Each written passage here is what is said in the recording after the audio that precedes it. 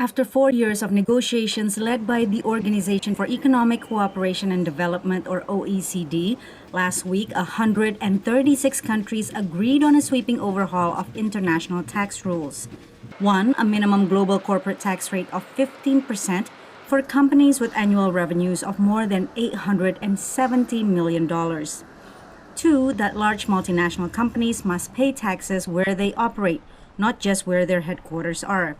The deal is supported by the Biden administration. The international agreement is proof that the rest of the world agrees that corporations can and should do more to help build back better. Proponents say the agreement would reverse a decades-long race to lower corporate tax rates that have encouraged companies to shift profits to low-tax jurisdictions, depriving nations of funding to combat global health crises and build new infrastructure.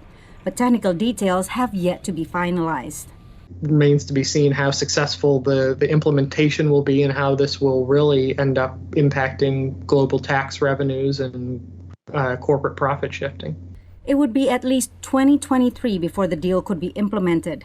Some signatories, including China and Ireland, want to protect current tax incentives. It's also clear that many countries, particularly developing countries, are interested in continuing these negotiations once this version of the deal has been agreed to be able to say, okay, there's been progress made here, there's some changes made, but we would like to go further and open up another conversation in 2023. OECD estimates the minimum tax rule will generate $150 billion in additional global tax revenues annually.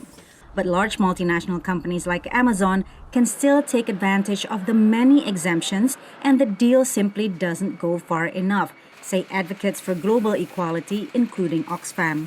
Down the line, the global minimum tax should normally decrease tax havens abuse, and that will benefit all countries. But the immediate and tangible benefits from the tax in the short term will be really collected by rich countries only, almost all of them. The U.S. Congress would need to approve legislation to implement the global tax deal. Republicans have threatened to block it.